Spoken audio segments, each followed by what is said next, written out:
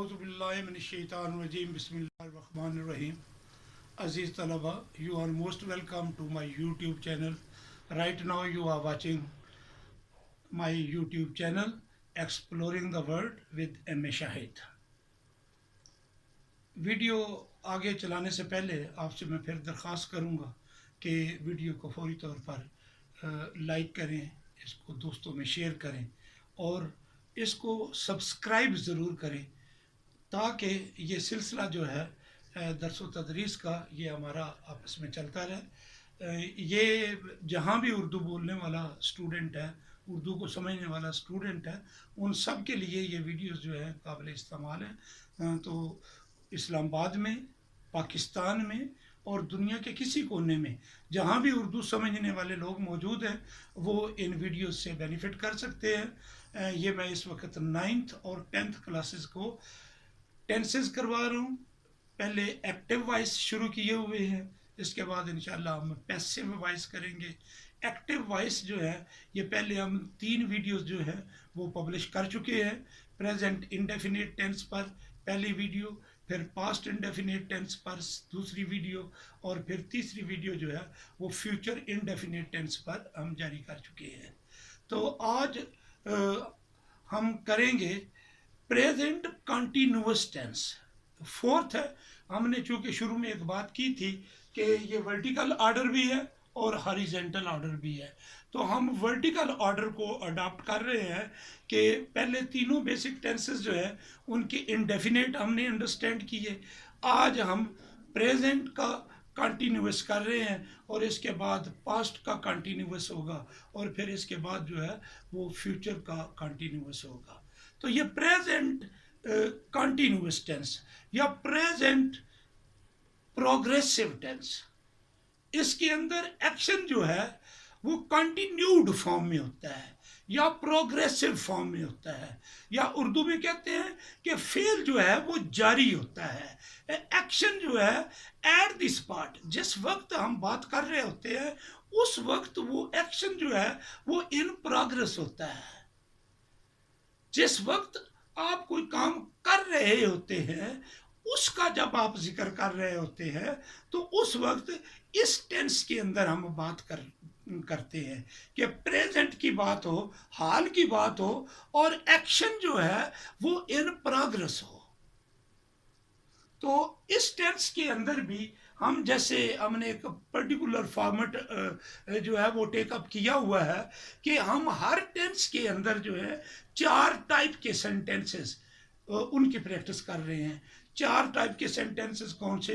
Affirmative sentences जिसमें just information दी जाती है, ऐसे सेंटेंसेस जो इंफॉर्मेटिव होते हैं।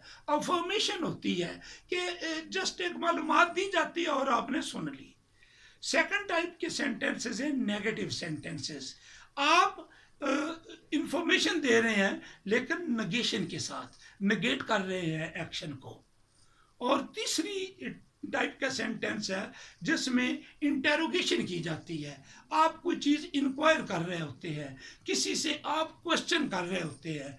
और इस तरह के सेंटेंस को, जो इंट्रोगेटिव सेंटेंस है, इसको सुनकर आपको आगे हाँ या ना में या डिटेल्ड जवाब देना पड़ता है। तो ये ऐसा सेंटेंस होता है जिसमें आप कोई चीज़ इंक्वायर करते हैं, पूछते हैं, इंटेरोगेट करते हैं, इस वजह से इनको इंट्रोगेटिव इंटेरोगेट से निकला है।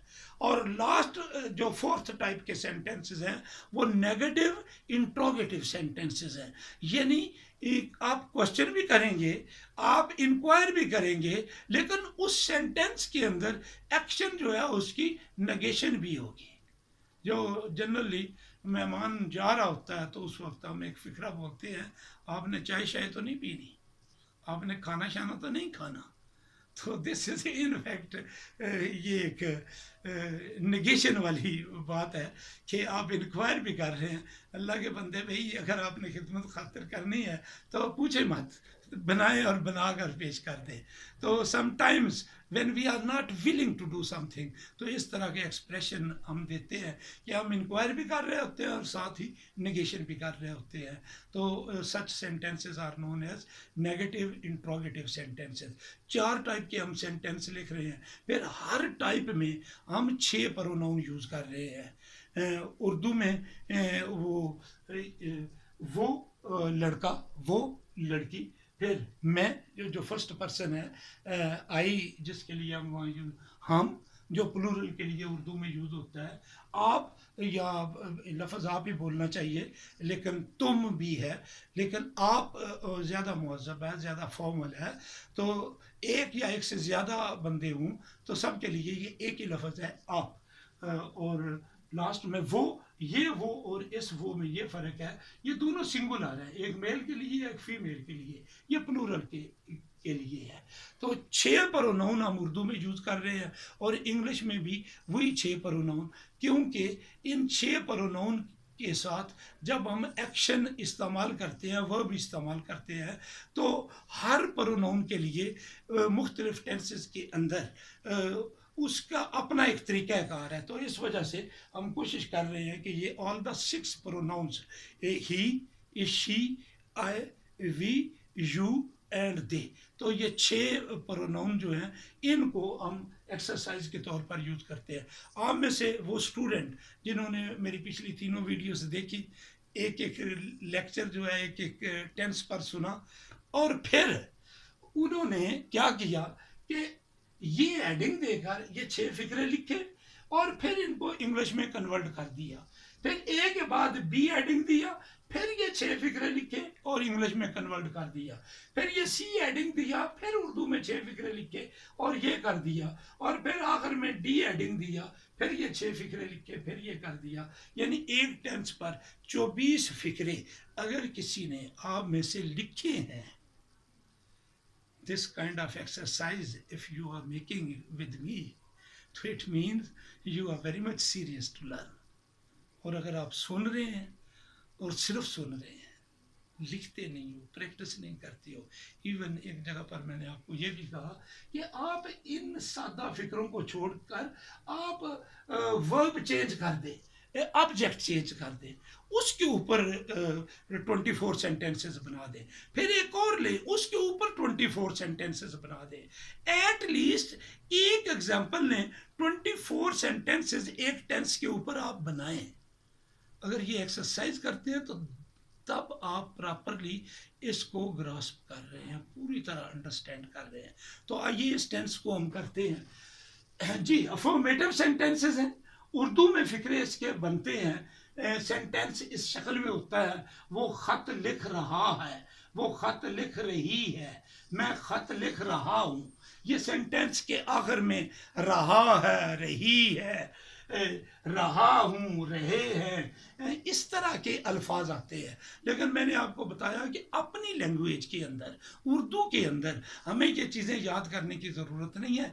ऑटोमेटिकली जिस तरह की सिचुएशन होती है हम वो सेंटेंस जो है खुदकार तरीके से बोलते हैं, क्योंकि अपनी लैंग्वेज जो है हमने डायरेक्ट मेथड से सीखी हुई है, और डायरेक्ट मेथड से सीखी हुई ज़ुबान जो है वो उसके सारी जो टेक्निक्स होती हैं, जो बेसिक लैंग्वेज को बनाती हैं, जो लैंग्वेज को कंपोज करती हैं, वो ऑटोमेटिकली चलती हैं। लेकिन जब भी आप बाइलिंगुअल होते हैं तो फिर टेक्निक से सीखनी पड़ती हैं। वो फॉरनर्स, ख़ास तौर पर ख़वातीन जो पाकिस्तान में मैरिड हुई और यहाँ आ गई, तो उन्हें भी ये सेम प्रॉब्लम है जो इस वक्त आप लोगों को इंग्लिश के लिए प्रॉब्लम है। यू आर लर्निंग टेक्निक्स, वो मोनस को मुज़क्कर, मुज़क्कर को मोनस, सिंगुलर की जगह प्लूरल, प्लूरल की जगह सिंगुलर, वो भी लगा रही होती हैं। और बाद औक़ात ये जो पूरा हमारा आर्टिकुलेटरी सिस्टम है, जो एक्सेंट की बात है कि आपका जो लबो लहजा है, वो भी, उसकी भी एक पूरी हैबिट बनी हुई होती है। तो हमारे आर्टिकुलेटरी सिस्टम की, हमारी अपनी लैंग्वेज के ऊपर हैबिट बनी हुई है। तो उस हैबिट को आर्टिकुलेटरी सिस्टम के लेवल तक चेंज भी किया जा सकता है। लेकिन एनवायरनमेंट में आप चले जाएं और डायरेक्टली आप सीखने लग जाएं। तो आपने देखा होगा जो 30-40 ईयर से किसी भी इंग्लिश स्पीकिंग कंट्री में काम कर रहे हैं तो उसका एक्सेंट जो है वो नेटिव हो जाता है, लोकल्स की तरह हो जाता है। उसकी वजह ये है कि उसका आर्टिकुलेटरी सिस्टम जो है पूरे का पूरा जो है वो दूसरी हैबिट में चला जाता है। लेकिन वो बड़ी अच्छी पंजाबी भी बोलता है, जो ही वो पंजाबी बोलता है, जो ही वो उर्दू बोलता है, जो ही वो अपनी मदर टंग बोलता है, तो उसका सिस्टम फौरी तौर पर जो है उस प्रीवियस हैबिट में आ जाता है। तो आर्टिकुलेटरी सिस्टम का हैबिट भी डेवलप हुई होती है। तो वो लड़की जो इंग्लिश स्पीकिंग एनवायरनमेंट से पाकिस्तान आई हुई है, तो आपने देखा होगा कि उसका आर्टिकुलेटरी सिस्टम अपनी लैंग्वेज में वो एडजस्ट होया हुआ है। तो जब आपकी ज़ुबान के वो अल्फाज बोलती हैं तो वो अल्फाज जो हैं वो ज़बान पर पूरे तरीके से चढ़ते भी नहीं हैं। तो it takes some time to make exercise. तो ये बड़ा एक लंबा अमल है ज़ुबानें सीखने का, ज़ुबानें भूल जाने का, नई ज़ुबानें सीखने का। और वो लोग जो भी माइग्रेशन में ढेर सारी चीज़ें हम लूज़ करते हैं, और उनमें से unfortunately one of thing that is what we also lose our language. And particularly वो जो अगली नस्ल होती है जो आपकी बाईलिंगुअल सेकंड लैंग्वेज में पैदा होती है, वो आपकी ज़ुबान जो है भूल जाती है। उसको अगर आपने अपनी ज़ुबान देनी है तो फिर घर में आपको उसको के साथ कम अज़ कम घर में फैमिली के साथ इंटरेक्शन कराए, अपने मुल्क में इंटरेक्शन कराए, तो तब वो ज़ुबान कायम रहेगी। अदरवाइज एक दो जनरेशन्स के बाद you will be loser of your language too, besides many things other। तो ये माइग्रेशन के बड़े लॉन्ग स्टैंडिंग इम्पैक्ट होते हैं ह्यूमन लाइफ पर। लेकिन क्या करें, इंसान एक ऐसा हैवान है कि जो पूरी दुनिया में घूम फिर रहा है, और वो कुछ चीज़ें हासिल कर रहा है, कुछ लूज़ कर रहा है, लेकिन चीज़ें वो हासिल कर रहा है जो उसे कुछ चाहिए, लूज़ वो कर रहा है जो उसे लूज़ करनी है। तो आइए हम अपने टॉपिक की तरफ चलते हैं, क्योंकि ये ज़ुबान का मसला जो है ये याद रखिएगा, हर 50 किलोमीटर्स के बाद डिस्टिंक्टिवली लैंग्वेज में, उसकी वोकेबलरी के अंदर, उसके एक्सेंट के अंदर, उसकी सोनैरिटी के अंदर, उसकी ढेर सारी चीज़ें 50 किलोमीटर के बाद विजिबली चेंज हो जाती हैं। और इस तरीके से आप दुनिया के एक कोने से लगें और हर 50 किलोमीटर के बाद लैंग्वेज के कुछ चंद एक 10-15 अल्फाज ले लें, उनकी वेरिएशन देखते जाएं, तो आपको ये जो वेरिएशन है लैंग्वेज में उसकी पूरी तरह स्टडी हो जाएगी। तो ज़ुबान जो है ये धरती के साथ है, मट्टी के साथ है। जूं आपकी धरती और मट्टी तब्दील होती है तो ये ज़ुबान भी तब्दील होती है। तो हमने चूँकि ज़ुबान सीखनी है, इस वक्त जो आलमी दुनिया है, जो यूनिवर्सल ग्लोबल इस वक्त जो सोशल लाइफ है, उसके लिए बहुत ज़रूरी है कि आपने ज़ुबान सीखनी है और लोगों के साथ इंटरएक्ट करना है। तो आइए अब हम अपने काम की तरफ आते हैं। तो ये मैंने 6 उर्दू में फ़िक्रे लिखे, और ये प्रेजेंट कंटिन्यूस प्रोग्रेसिव टेंस है। उर्दू में जो फ़िक्रे लिखे गए हैं, बिल्कुल काम जो है प्रेजेंटली जारी है। वो ख़त लिख रहा है, ये फ़िक्रा बोले, इट मीन्स कि वो whoever that may be, कोई भी आदमी, अकरम है, असलम है, जावेद है, वो ख़त लिख रहा है। इट मीन्स कि मैं कॉल पर किसी को ये बता रहा हूँ कि फ़लाँ से बात करा दे, मैं कहता हूँ वो सो रहा है। What does it mean? Presently the job the person is doing, what? He is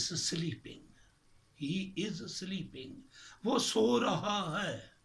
तो ये डायरेक्ट मेथड में जाने की कोशिश करें, लेकिन ढेर सारी प्रैक्टिस होने के बाद आप उसमें दाखिल हो जाएंगे। लेकिन टेक्निक सीखें। 6 फ़िक्रे आने के बाद आपने करना क्या है, एक बेसिक चीज़ सब में मैं बता चुका हूँ, सब्जेक्ट पहले लगाना है, फिर वर्ब लगाना है, फिर ऑब्जेक्ट लगाना है। तमाम टेंसेस में ये बेसिक फार्मूला है। और हर टेंस के अंदर तब्दील क्या हो रहा है, वर्ब को कैसे यूज़ करना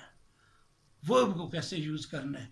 वर्ब की बेसिक 3 फॉर्म्स हैं। उसकी प्रेजेंट फॉर्म है, उसकी पास्ट फॉर्म है, उसकी पास्ट पार्टिसिपल फॉर्म है। से कि हम जो वर्ब यहाँ यूज कर रहे हैं राइट, इसकी राइट प्रेजेंट फॉर्म है, इसकी रोट इसकी पास्ट फॉर्म है, रिटन इसकी पास्ट पार्टिसिपल, पहली फॉर्म, दूसरी फॉर्म, तीसरी। हर वर्ब की ये 3 फॉर्म्स हैं। और वर्ब की एक फॉर्म है प्रोग्रेसिव फॉर्म। इस टेंस के अंदर इवन ये जो प्रेजेंट कंटिन्यूअस टेंस है, ये तीनों कंटिन्यूअस टेंसेस, तीनों के अंदर हम प्रोग्रेसिव फॉर्म यूज करेंगे। ये वर्ब किस में आ जाएगा? प्रोग्रेसिव फॉर्म में, ये आईएनजी वाली फॉर्म में आ जाएगा वर्ब। लेकिन यहां इस टेंस के अंदर इससे पहले आपने हेल्पिंग वर्ब भी लगाना है, हेल्पिंग वर्ब लगाना है। जैसे पीछे एक जगह पर हम डू और डज लगा चुके हैं, एक जगह पर हम डिड लगा चुके हैं, एक जगह पर विल और शेल लगा चुके हैं। यहां पर भी आपने हेल्पिंग वर्ब लगाना है। और यहां हेल्पिंग वर्ब है आपके पास, इज है, एम है और आर, 3 हेल्पिंग वर्ब है। और मैंने पहले भी ये बात आपको बताई है कि when ever you have more than 1 options, वहां फार्मूला आ जाता है कि कौन सी चीज कहां पर इस्तेमाल करनी है। इज कहां इस्तेमाल करना है, एम कहां इस्तेमाल करना है, आर कहां इस्तेमाल करना है। ये 6 चीजें आपके सामने हैं। इन्हीं को देखकर इज किसके साथ लगाना है, एम किसके साथ लगाना है, आर किसके साथ। सिंपल फार्मूला ज़हन में रखे। ये इज जो है ये सिंगुलर के साथ लगाइएगा। जब भी आपका सब्जेक्ट सिंगुलर है, प्रोनाउन सिंगुलर है, एक आदमी है, इज लगा दे। और जब वो ज्यादा है आर लगा दे, ARE, आ। ही सिंगुलर है, ही इज होगा।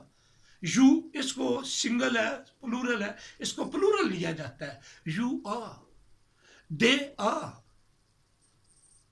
और शी इज, ही इज। लेकिन आई जो है ये सिंगल है, ये एम जो है ये आई के लिए, आई एम सिंगल। ये आई के लिए बाज़ औक़ात ऐसी डिस्टिंक्शन है कि आई के लिए जो है वो आप अलग यूज करेंगे, आई एम। तो देखिएगा अभी ये सेंटेंसेस कैसे बनते हैं।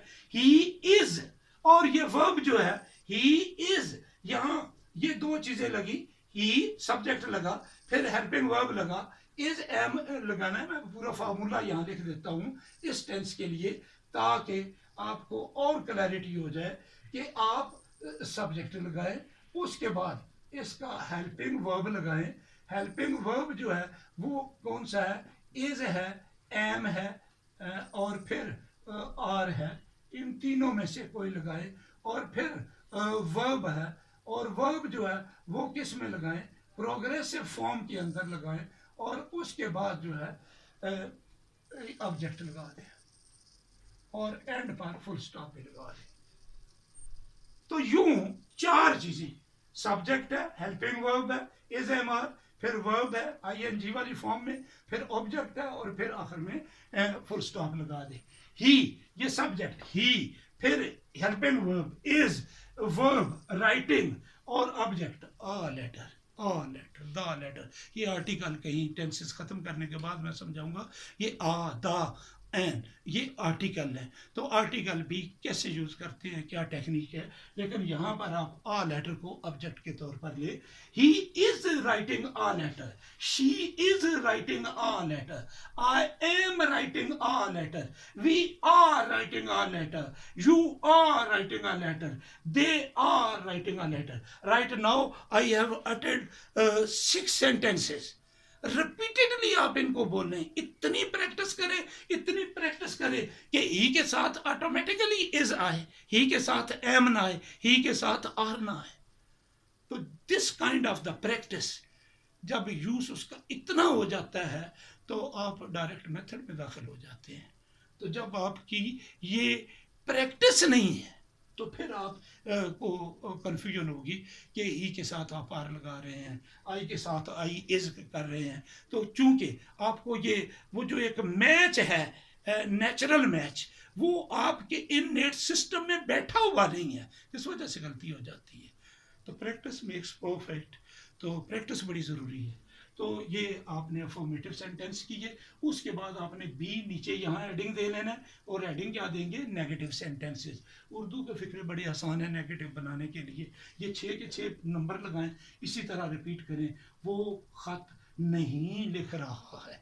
ये नहीं लगाने की मैं आपको ना भी बताऊं तो आप गलती नहीं करेंगे कि ये नहीं कहाँ पर लगाना है। ये फिक्रा पड़े, वो खत लिख रहा है, वो खत नहीं लिख रहा है। खत के बाद इस जगह पर वो खत नहीं लिख रहा, नहीं लिखेंगे, और यही इसी जगह पर सब में लगाएंगे, नेगेटिव हो जाएंगे।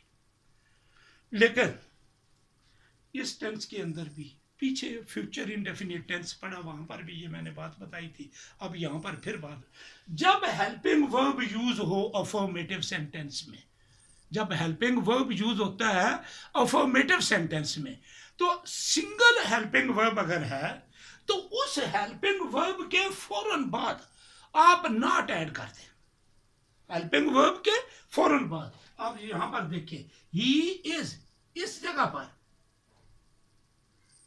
ही is not writing a letter, helping verb के फौरन बाद नॉट ऐड कर दें।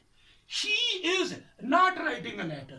I am not writing a letter. But yet the same thing is there. If you are making plenty of exercise for using this not, then you will grasp it. Then you will acquire it. Then you will have this habit of articulation. कि कौन सा लफ्ज कहाँ बोलना है। जितनी ज़्यादा practice हो जाएगी, कभी हो गई नहीं कि ये नॉट जो है आप इररेलेवेंट जगह पर लगा दें। You have to make the practice, and practice makes perfect. तो इस तरीके से सेंटेंसेस नेगेटिव हो जाएंगे। नॉट कहाँ लगाना है, हेल्पिंग वर्ब के बाद, इज, एम, आर के बाद। इसके बाद आप सी एडिंग दे लीजिएगा, और एडिंग क्या देना है, इंट्रोगेटिव सेंटेंस।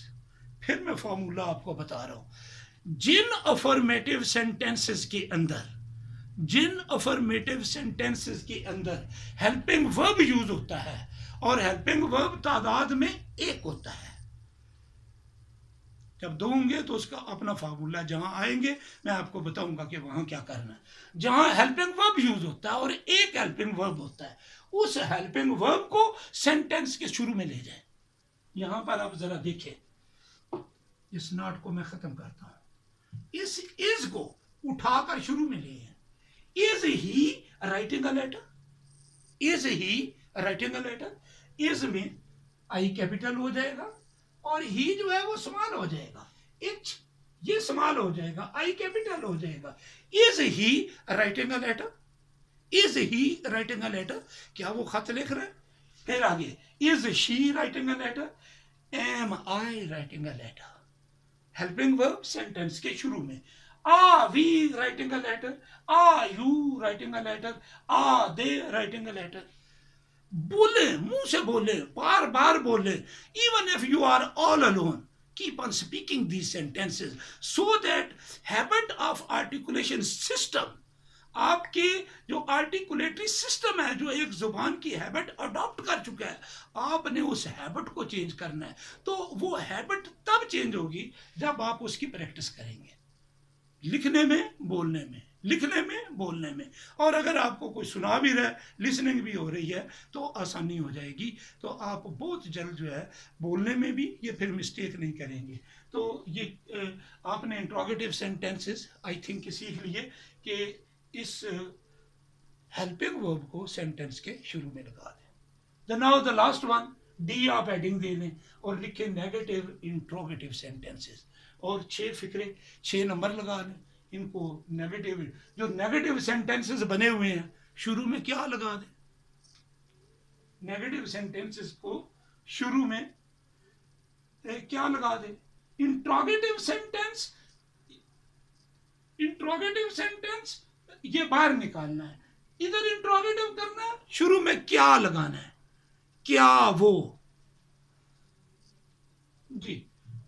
और अब नेगेटिव सेंटेंस के शुरू में क्या लगा दें, ये लास्ट वन, क्या वो खत नहीं लिख रहा है, क्या वो खत नहीं लिख रहा है, क्या वो खत नहीं लिख रही है, क्या मैं खत नहीं लिख रहा हूं। Are you clear. Interrogative Urdu का फिक्रा बनाने के लिए शुरू में ये कुत्ते वाला काफ जो है, इस वाला ये क्या, ये लगा दे, सेंटेंस ऑटोमेटिकली एक क्वेश्चन। लेकिन हमने सेंटेंस पहले सीखी है, ये टेक्निक बाद में सीख रहे हैं। लेकिन इंग्लिश में सेंटेंस बाद में सीखनी है और टेक्निक जो है वो पहले सीखेंगे। और अगर आप डायरेक्ट मेथड में ये भी सीखते हैं तो फिर उसका भी मदर टंग वाला हिसाब हो जाएगा। तो ये बात मैं बार बार बता रहा हूँ कि मदर टंग का जो लर्निंग का प्रोसेस है, बाकी लैंग्वेजेस सीखने की रिसर्च हो चुकी है, उसी मेथड से ज़ुबानें सीखी जाती हैं। जिस मेथड से आप माँ की गोद में अपनी पैदाइश के लम्हे के फ़ौरन बाद से ज़ुबान सीखना शुरू कर देते हैं, वो जो शुरू के 5 साल है आपके लैंग्वेज लर्निंग के, सेम प्रोसेस अपनी किसी उम्र में किसी दूसरी ज़ुबान पर आप शुरू कर दे तो you will learn other language what ever that may be. और उसका सादा तरीन तरीका ये है, सीखें भी ना, उस लैंग्वेज की स्पीकिंग इन्वायरमेंट में चले जाए जहाँ पर वो ज़ुबान बोली जा रही है। ऑटोमेटिकली जब आपको प्यास लगी है तो आप पूछेंगे अपने, ये भी बड़ी हैरान कौन बात है, ये इशारों की ज़ुबान पूरी दुनिया में एक जैसी है और लोग इसको समझते हैं। आप इशारा करें समझते हैं, फिर आप उसका नाम पूछेंगे और वो सेंटेंस पूछेंगे, एक दफ़ा एक चीज़, दूसरी दफ़ा, तीसरी दफ़ा, 6 महीने के अंदर अंदर आप वो जो 100-150 लफ्ज़ हैं जिनके ज़रिए ज़िंदगी के आम मामूलात चल रहे होते हैं, वो आप उस इलाके में 6 महीनों में सीख जाते हैं। ये कितने हमारे दोस्त मेहनत मजदूरी करने के लिए अपने मुल्क से निकल कर दूसरे मुल्क में जाते हैं, तो वो एक तरफ मेहनत मजदूरी कर रहे हैं, पैसे कमा रहे हैं और साथ उस ज़ुबान के अल्फाज भी ला रहे हैं। और वो ज़ुबान कई दफ़ा टेलीफोन हमें घर में अब्बा अम्मा से कर रहे होते हैं और वो अंदर खली वली बोल रहे होते हैं, तो वो उनकी बेचारों की पिछली हैबिट चेंज होकर आर्टिकुलेटरी सिस्टम में नई हैबिट चली गई है and they sometime unconsciously speak out the word of second language. तो ये हो जाता है जब हैबिट तब्दील होती है, तो उस चीज़ के ऊपर भी फिर कंट्रोल इसी तरह नहीं रहता जिस तरह पहली ज़ुबान पर कंट्रोल आपका बहुत पक्का होता है। जी, तो बात मैं आपको कह रहा था कि नेगेटिव इंट्रोगेटिव सेंटेंसेस में ये आखिर में नहीं वाले के शुरू में क्या लगा दे, क्या वो ख़त लिख रहा है, क्या वो ख़त लिख रही है, इसी तरीके से ये 6 मुकम्मल करें। फिर जो है यहाँ पर जो नेगेटिव सेंटेंस था उसका हेल्पिंग वर्ब बाहर निकाल लो।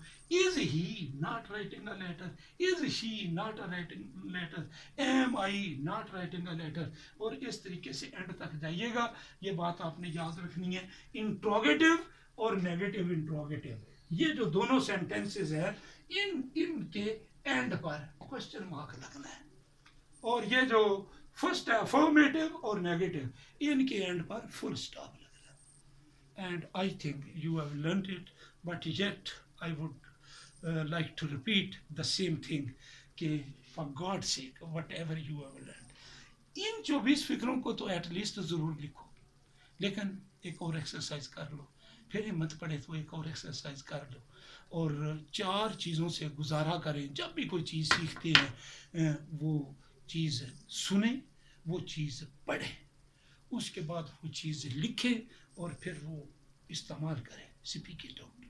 तो इस तरीके से लर्निंग प्रोसेस कंप्लीट होता है ये 4 काम करने से।